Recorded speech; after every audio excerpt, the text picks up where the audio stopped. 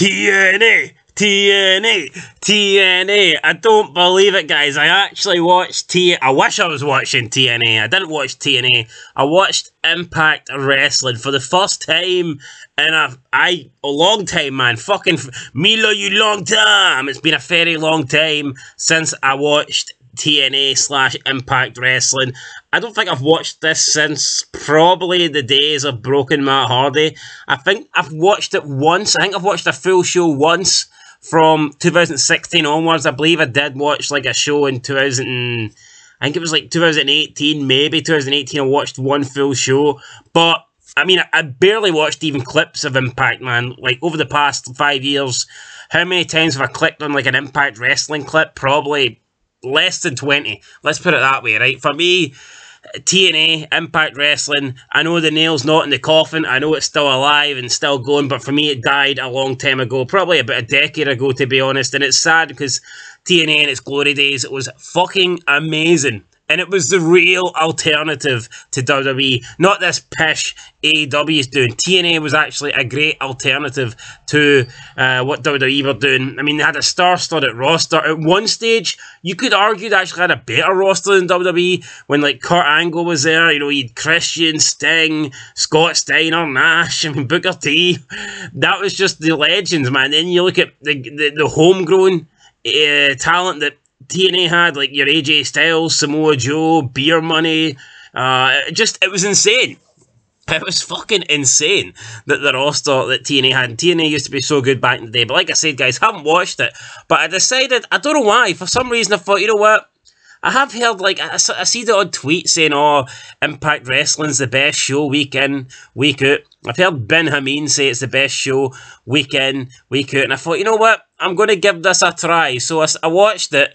The start didn't impress me much, man. The X Division title match, Speedball Mike Bailey versus some guy with a mask. Speedball, more like fucking goofball. This guy's a loser. Anyway, he wins, he retains his title. We then go to like we're out in the woods somewhere. There's like a hut. There's like I don't know, like a fucking like a hut out in the woods or something. And Eric Young, I mean, it looks like Eric Young. I mean, it looks like Eric Young aged about 50 years. He comes out, he's like wearing a hood. Kind of looked like Deadpool when his face is all mangled, to be fair. He comes out and there's like a bunch of like people standing out in the woods with the rain, and it's like they're wearing like yellow jumpers, but it looks like looked a bit like trench coats when I first seen it. It gave me Breaking Bad vibes, it really did. And then speaking of Breaking Bad vibes, Eric Young's asking people their name, and he's like, he's asking people, what's my name? He's like, what's my name? Tell me my name. And he goes up to some guy, asks him what his name is, and the guy says, Eric Young, and he gets battered. So, yeah, it did remind me a bit of a Heisenberg, the way, say my name. So, that did remind me a wee bit of Breaking Bad. So, Eric Young asks someone what his name is. He says Eric Young, and he says no. And there's a guy with Eric Young, you know, and he's like his henchman or something. He's beating these people up. Then he asks someone else, and they give him the right name. They say the Designer, and he goes, yes, I am the Designer, and I'm here to revival violence. Then he asks somebody else, what's your name? The guy's like, my name's Justin. And this guy, then he beats the shit out of Justin. Then he asks someone else, and they say, my name's Violence. Then he asks someone in the background, and he goes, my name's Violence. And then he asks another person, and they're like, my name's Violence. And then we get a Violence chant, and then we see the door to, like, the shut that Eric Young came out, the, like, shuttle, or whatever it is, the hut that Eric Young came out of, it closes. I mean, it was weird. It was pretty good. I enjoyed it. I mean, Eric Young and some guy just beating the shit out of, you know, people out in the forest. I mean, it was pretty cool. Eric Young, I guess, is bringing Violence back. It's kind of mad how this guy, when I first seen him in TNA, he was afraid of his own, like, music pyro, and now he's, like, you know, this, like, sick, evil, you know, vindictive, crazy bastard. It is weird. It is weird, but no, I like this. Definitely, it was definitely better than the opening match. Then, speaking of the opening match, we go back to Speedball. He's backstage with Scott D'Amore. D'Amore says he's a bit worried, and then Speedball's like, what's wrong? Am I in trouble? Have I done something wrong? Like, what the fuck? This guy's supposed to be a wrestler, and he's acting like he's in trouble, like he's in primary school, as if he's speaking to his teacher. I'm sorry, teacher. Did I do something wrong? Did I spill my milk? I mean, like, what the fuck is this? Then Scott D'Amore basically goes, oh, no, you did lots of stuff that's right, and he basically says there's about 10 million people that want to challenge you for the X Division title, and I didn't give a shit about any of them. Then we had Decay versus Moose and some bum, Malice or something, Median, or his name began with an M. I don't know. Then Decay win. Moose and this guy can't really seem to work together. Sami Callihan comes out now. These three are going to have a triple threat barbed wire massacre match. Then Sami shows footage of these two like conspiring against each other. Then it leads to Moose and the guy with no name just beating each other up in the ring, and then Sami comes in with a barbed wire baseball bat and chases them both out. I mean, people seem to make it like Sami Callihan's like the best thing in pro wrestling. I don't rate the guy. I think he sucks. Right, then we get Killer Kelly versus some chick I've never heard of in my life. After the match, Tasha Steele tries to come into the ring with a steel chair. Killer Kelly pulls the steel chair away. Then she like offers Tasha the steel chair. Tasha slides in to try and get it.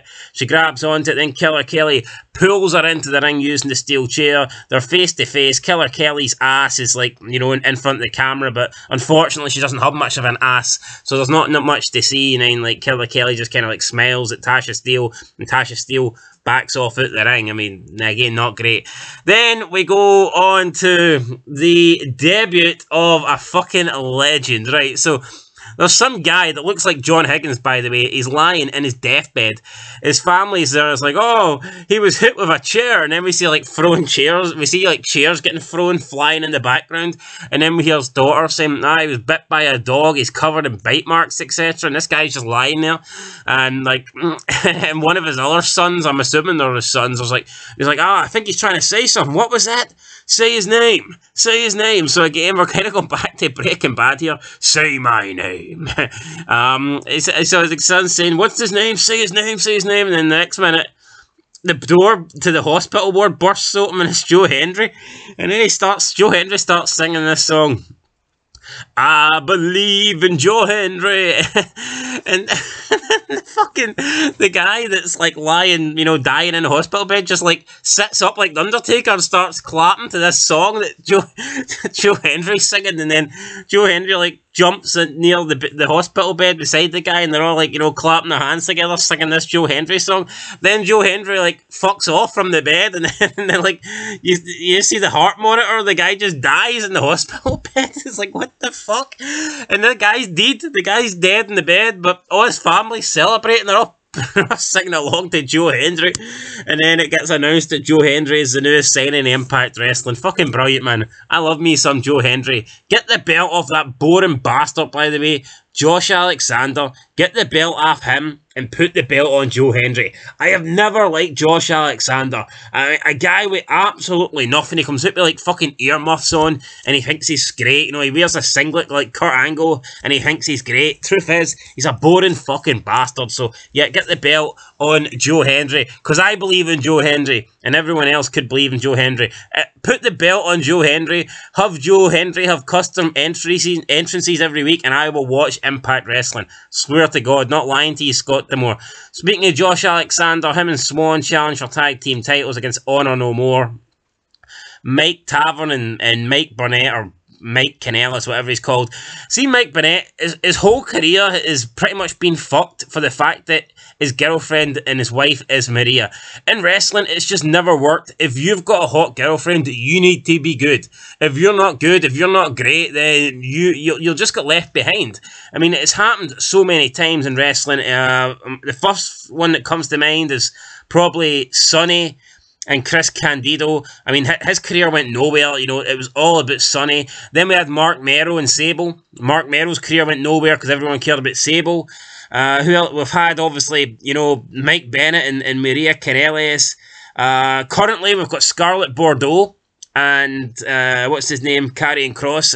Again, no one really cares about Karrion Kross. They all care about Scarlett Bordeaux. It just doesn't really work, man.